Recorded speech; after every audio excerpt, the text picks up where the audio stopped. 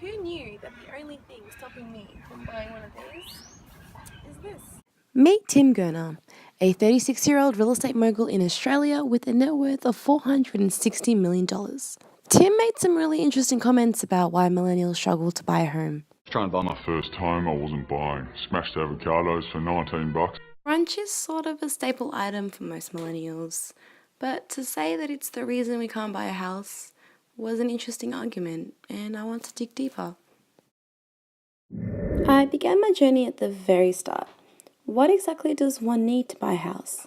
And who better to ask than Andrew Damashki and Jordan Cray of Harcourt's Glen Waverley? First of all is 10% deposit. That's the main thing.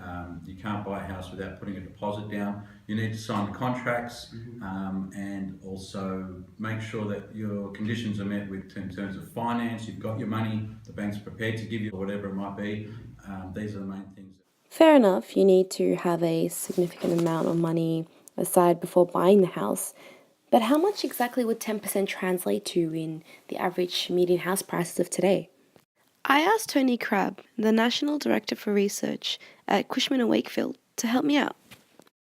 So when I was young, that would have been maybe $20,000, and today it's more like $80,000. So that's a substantial amount of money to have to save over a long period of time if you want to get a deposit to buy a house. Yep, you heard that right, $80,000.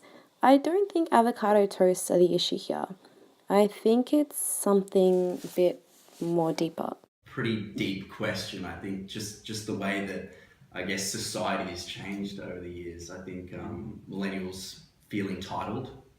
I think millennials are generally quite lazy these days, but I think it's somewhat relative to what it was back then when our parents bought properties out this way.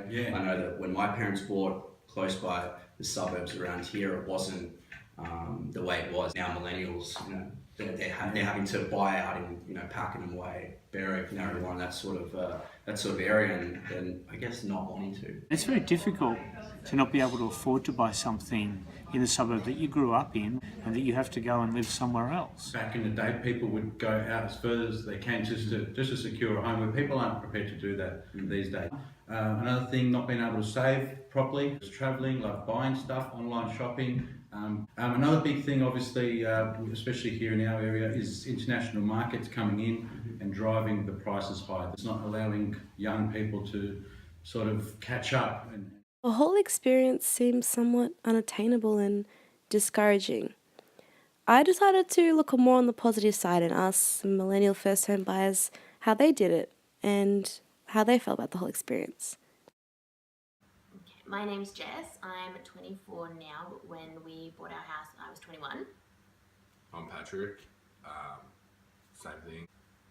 It probably took us about 6 months to purchase a house, but we had been saving probably 2 years before then.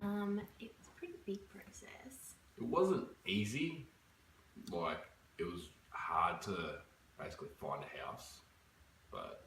Well, there was heaps that we liked, but it was a matter of being able to afford them. And on top of it, it was when you go to a real estate agent and you go, hey, this is my budget and my competitor, and they'll turn around and go, yeah, no worries. You got a pretty good chance. So you roll up to the auction and next thing you know, you're getting outbid by 100, 200 grand. Yeah, because they just lie. They put the prices down and obviously the house sells a lot cheaper, which is illegal now. They can't do it anymore. But we copped it full on when we were trying to buy a house. Happened to us 3 times. Yeah. I think in terms of saving, it definitely helps if you have 2 incomes. Especially when it comes to the banks. They want to see that you both have steady incomes. But then maintaining the mortgage, I guess, is okay. We only have 1 income at the moment, and find that fine. And another question, this is just more of an overall, but why do you think, statistically, millennials struggle to buy a house? I think it's got to do at the moment with the market.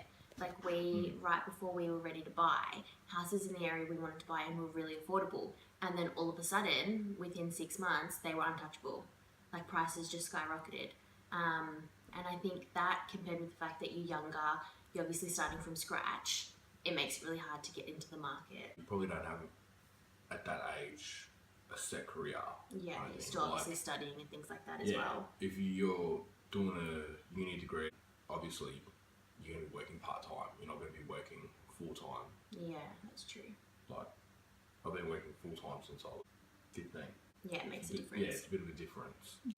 All in all, it's not so much the smash avocados, but more so a combination of our market and how much of a priority buying a house really is for us.